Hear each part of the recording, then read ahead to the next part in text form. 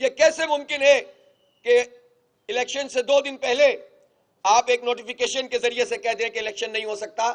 آج انشاءاللہ تعالی 3 بجے الیکشن کمیشن سندھ کے آفس پر دھرنا ہوگا. کارکنان تیار رہیں. 1 گھنٹے پہلے بھی الیکشن بحال ہو تو 1 گھنٹہ پہلے بھی آپ تیار ہو کر پولنگ اسٹیشنوں پر بیٹھے اور عوام کو نکالیں.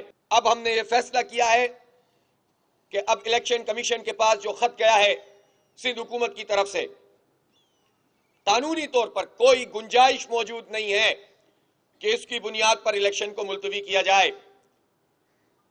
اور چیف الیکشن کمشنر اس بات کا حق رکھتے ہیں کہ اس کارروائی کے اوپر وہ سو موٹو ایکشن لیں.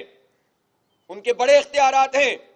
یہ کیسے ممکن ہے کہ الیکشن سے 2 دن پہلے آپ ایک نوٹیفیکیشن کے ذریعے سے کہہ دیں کہ الیکشن نہیں ہو سکتا؟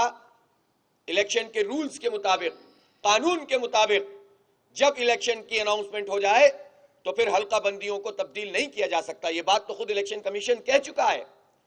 3 مرتبہ ہائی کورٹ نے فیصلہ دے دیا، 1 مرتبہ سپریم کورٹ نے فیصلہ دے دیا، الیکشن کمیشن نے خود فیصلہ دے دیا.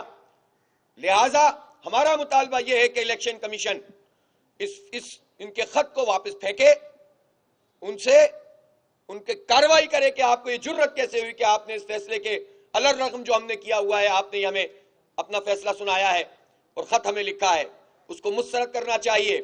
آج انشاءاللہ تعالی 3 بجے الیکشن کمیشن سندھ کے آفس پر دھرنا ہوگا.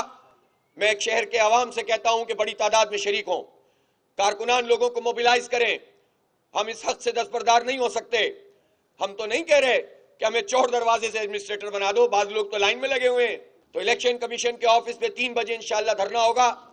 تمام لوگ وہاں پر پہنچیں. وہیں پر ہم آئندہ کل لائحہ عمل کا اعلان کریں گے. میں الیکشن کمیشن کو وارن کرتا ہوں کہ الیکشن کو ڈیلے نہیں ہونا چاہیے. فیصلہ ان کے ہاتھ میں ہے. اگر انہوں نے یہ کام کیا تو قانونی جنگ تو لڑیں گے. یہ پھر جدوجہد سڑکوں کے اوپر ہوگی. پھر کراچی کے مختلف حصوں میں ہم بیٹھ بھی سکتے ہیں، ہمارے دھرنے طویل بھی ہو سکتے ہیں. پھر ہم سے حکومت آ کر یہ بات نہ کرے کہ ہٹ جائیں اور ہم آپ کی یہ بات مان لیں گے.